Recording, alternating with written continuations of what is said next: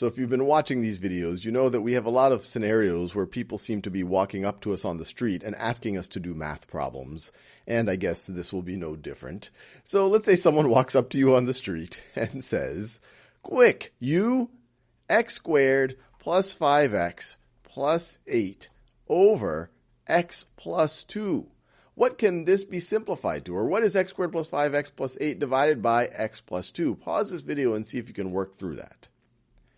So there's two ways that we can approach this. We can try to factor our numerator and see if we have a common factor there. Or we can try to use algebraic long division. So let's first try to factor this numerator. And we would ideally want x plus 2 to be one of the factors. So let's see, what two numbers can add up to 5, and when I multiply them, I get to 8. And ideally, 2 is one of them, so I could think of 2 and 3, but 2 times 3 is going to be equal to 6, not 8, and I can't think of anything else. But that still gives us some progress.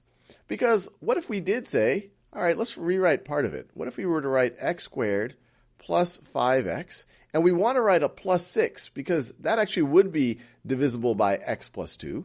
So I'm going to write a plus 6, but of course we have an 8 here, so then we're going to have an extra 2 right over there. And then all of that is divisible by x plus 2. And now I can rewrite this part up here in orange. That is x plus 2 times x plus 3. So let me write it here. X plus 2 times x plus 3.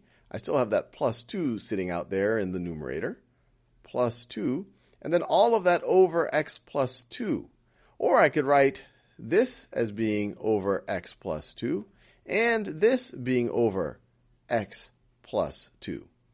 All I did is I said, hey, if I have something plus something else over x plus 2, that could be the first something over x plus 2 plus the second something over x plus 2.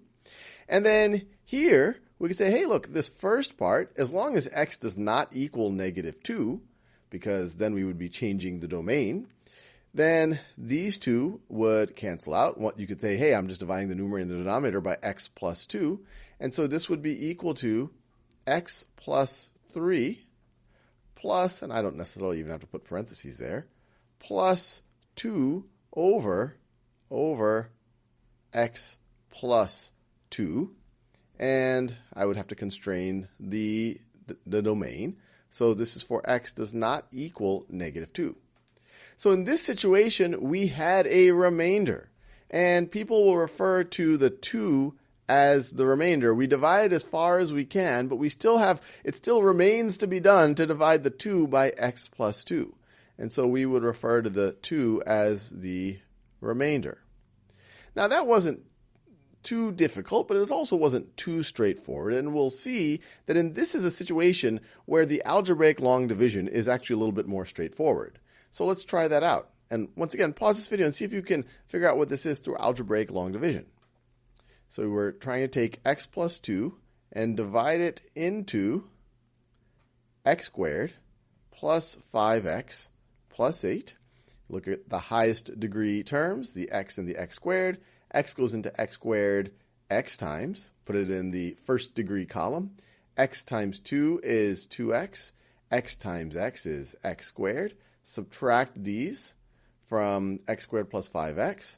And we get 5x minus 2x is 3x. X squared minus x squared. That's just 0. Bring down that 8. Look at the highest degree term. And we get x goes into 3x 3 times. Put that in the constant column or the 0th degree column. So plus 3.